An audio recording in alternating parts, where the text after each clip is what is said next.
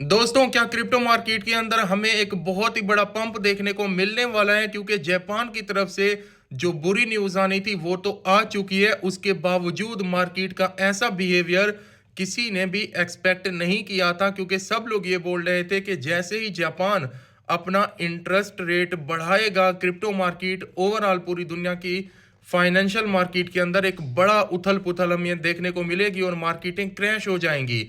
BTC के बारे में तो यहां तक भी लोग बोलने लग गए थे कि ऑलमोस्ट 70,000 के करीब ये आएगा। लेकिन फिर ऐसा क्या हुआ कि उल्टा मार्केट के अंदर हमें पंप देखने को मिल रहा है? क्या ये एक फेक पंप हो सकता है, एक ट्रैप हो सकता है, या फिर एक रियल पंप है और मार्केट ने अब डिसाइड कर लिया है कि बिग मनी मार्केट के अंदर आने को तैयार है और मार्केट यहां से अगले कुछ टाइम के अंदर बड़ी मूव लेगी? इसके ऊपर बड़ी डिटेल के साथ आज मैं बात करूंगा। वीडियो आप लोगों को पूरी देखनी है। सबसे पहले आपने इस आईडी को फॉलो करना है ताकि क्रिप्टो मार्केट की एक्यूरेट इंफॉर्मेशन डेली बेसिस पे आपको देखने को मिल जाए। और साथ में हमारे बायो में व्हाट्सएप चैनल का लिंक मिलेगा, उसको भी जरूर ज्वाइन करना है आप लोगों ने। देखो यार, इस टाइम पे बीटीसी की जो प्राइस चल रही है वो 88,300 के ऊपर चल रही है और ये है बीटीसी का बहुत ही ज्यादा important zone. By the way, एक दिन पहले सीपीआई का डाटा आया था और आपको पता है कि पिछले 7-8 मंथ में ये सबसे बुलिश डाटा था मार्केट के लिए। लेकिन मार्केट के ऊपर जो जापान का 19 दिसंबर वाला प्रेशर बना हुआ था, उसकी वजह से मार्केट उस डाटा को लेके उतना ज्यादा बुलिश नहीं हो पाई थी जितना होना चाहिए था। अब देखो, जापान की तरफ से जो न्यूज आई है ओवरऑल बेयर न्यूज थी, क्योंकि इतनी ज्यादा इंटरेस्ट रेट को कट करना ओवरऑल एक बैड न्यूज मानी जा रही थी। लेकिन उसके बावजूद मार्केट का ना गिरना, इसके पीछे क्या रीजन है? अगर आप याद करो, पिछली जो हमारी टिकटॉक वाली वीडियो थी, जब बीटीसी गिर रहा था 90,000 से 85,000 के ऊपर ऑलमोस्ट आ चुका था, तो मैंने उसको क्लियर आपको बताया था कि मार्केट के अंदर रीजन क्या है गिरने की। मतलब कि मैंने आप लोगों को क्लियरली बता दिया था कि ये जो क्रिप्टो मार्केट अभी गिर रही है, इतना ज्यादा वोलेटाइल हो रही है, ये उसको रिएक्ट कर रही है जो जापान की तरफ से न्यूज आने वाली है कि जापान अपना इंटरेस्ट रेट बढ़ाने वाला है। और मार्केट ने पहले ही इसको भांप लिया है, जिसकी वजह से मार्केट उसको रिएक्ट करके बेयर हो रही है। और बीटीसी ऑलमोस्ट 84,000 के ऊपर आ गया था। उस टाइम पे ऑल्ट कॉइन भी हमारे गिरे थे। लेकिन मैं आपको बोल रहा था कि जैसे भी अब मार्केट ने रिएक्ट कर दिया है, जापान की तरफ से जो भी न्यूज आएगी, मुझे नहीं लगता कि बीटीसी अब उतना ज्यादा गिरेगा, क्योंकि ऑलरेडी मार्केट ने उसको रिएक्ट कर दिया है। और एक तरह से देखा भी जाए तो यार, इतना ज्यादा मार्केट ऑलरेडी गिरी हुई है।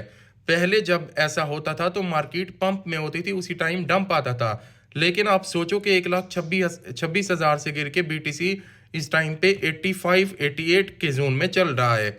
मतलब बनता नहीं था कि बीटीसी यहां से और गिर के 70,000 पे आ जाए, क्योंकि अब वो टाइम नहीं है। 2021-22 और था, 2025 और 26 और है।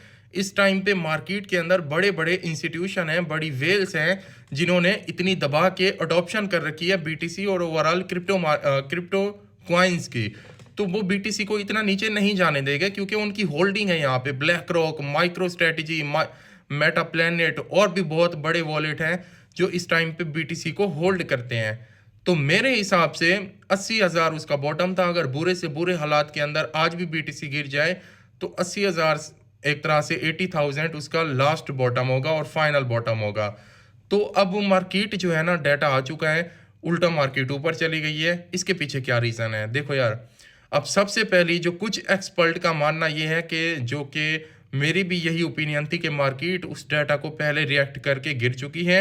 दूसरा, क्योंकि सीपीआई का डाटा यहाँ पे अच्छा निकल के आया है, ओवरऑल लॉन्ग टर्म में मार्केट के लिए ये एक बहुत ही बड़ा बुलिश इंडिकेटर है, क्योंकि जनवरी के अंदर एक और रेट कट हमें देखने को मिल सकता है यूएसए की तरफ से, जो कि मार्केट के लिए बहुत ही अच्छा है। आपको पता होगा जो पिछला रेट कट हुआ था उसके मतलब ये तो एक अभी हुआ है ना, इससे पहले जो हुआ था रेट कट होने के बाद, पोवेल ने अपनी स्पीच के अंदर बोला था कि अभी डाटा हमें ठीक नहीं लग रहा सीपीआई का, इन्फ्लेशन का, तो मुझे हमें लगता है कि दूसरा रेट कट नहीं होगा। लेकिन अभी रेट कट हो गया है, पिछले दिनों आपने देखा होगा। तो उस जब पोवेल ने स्पीच की थी तो मार्केट पूरा 1.5-2 मंथ गिरती रही थी, क्योंकि मार्केट के अंदर बेयर न्यूज फैल चुकी थी। अब सीपीआई का डाटा क्योंकि अच्छा आ चुका है और मार्केट के अंदर बुलिश न्यूज़ है कि यार आने वाला टाइम यूएस की इकोनॉमी के लिए काफ़ी अच्छा है। तो मार्केट अब उसको रिएक्ट कर रही है बुलिश तरीके से, और लॉन्ग टर्म में इसके बड़े अच्छे इंपैक्ट आएंगे अगले कुछ टाइम के बाद। लेकिन अब बीटीसी की हमें चाहिए कंफर्मेशन, क्योंकि इस टाइम पे 88,000 के ऊपर चल रहे हैं और जापान की न्यूज़ आ चुकी है। तो क्योंकि जब भी जापान की तरफ से हिस्ट्री देखी जाए तो न्यूज़ आई है बीटीसी गिरा है। तो जब तक हमें ये 2 से 3 दिन हमें बहुत ही ज़्यादा इम्पोर्टेंट है। अगर क्रिप्टो मार्केट यहाँ पे सरवाइव कर जाती है और बीटीसी इस न्यूज़ को झेल लेता है, तो फिर हम एक्सपेक्ट कर सकते हैं कि अगला आने वाला टाइम दिसंबर का लास्ट वीक, जनवरी 2026 और फेब के अंदर हमें वो सुपर साइकिल देखने को मिल जाएगा। बस ये है कि बीटीसी की कंफर्मेशन चाहिए 91,000 या 90,000 से ऊपर ऊपर की हमें एक दिन की डेली क्लोजिंग चाहिए, क्योंकि अब वीकली क्लोजिंग भी आने वाली है। वीकली क्लोजिंग 88 से ऊपर मिलती है तो बहुत ही बढ़िया बात हो जाएगी। अगर बीटीसी ये कर देता है तो फिर एक अपसाइड मोमेंटम हमें देखने को मिलेगा। बस हमें ये देखना है कि जिस तरीके से क्रिप्टो मार्केट अब यहाँ पे सरवाइव करके स्ट्रॉन्ग हमें दिखाया जा रहा है, ऑल्ट कॉइन हमारे ऊपर जा रहे हैं, और सबसे इंपॉर्टेंट पार्ट बीटीसी की डोमिनेंस लगातार टूट रही है, जिसकी वजह से हमारे ऑल्ट कॉइन थोड़ा सा ऊपर की तरफ जा रहे हैं। तो मेरे हिसाब से अब ये जो सारी चीज़ें हैं, हमें ओवरऑल ये देखना है कि क्या क्रिप्टो मार्केट यहाँ पे सस्टेन करती हैं जिस तरीके से अभी यहाँ पे टिकी हुई है 88,000 के ऊपर, और बीटीसी अगर 90,000 वाला अपना जोन तोड़ता है तो फिर अपसाइड मोमेंटम हम इसको देख सकते हैं 95 96 के ऊपर ये दोबारा जा सकता है काफ़ी जल्दी। और मान लो कि अगर एक और क्रैश यहाँ पे आता है जापान की तरफ से अगले 1 से 2 दिनों के अंदर, बीटीसी यहाँ से सेलिंग प्रेशर आ जाता है, गिर जाता है, तो फिर मेरे हिसाब से वो अब नहीं होगा जो कि लोग एक्सपेक्ट कर रहे हैं। ज़्यादा से ज़्यादा 84,000। अगर बुरे हालात होते हैं, जैसा कि बहुत कुछ हो गया भाई, सेलिंग प्रेशर आ गया, बड़ी बड़ी वेल्स ने सेलिंग स्टार्ट कर दी 80,000, लेकिन मुझे नहीं लगता कि अब डाउन साइड पे हम लोग देखेंगे।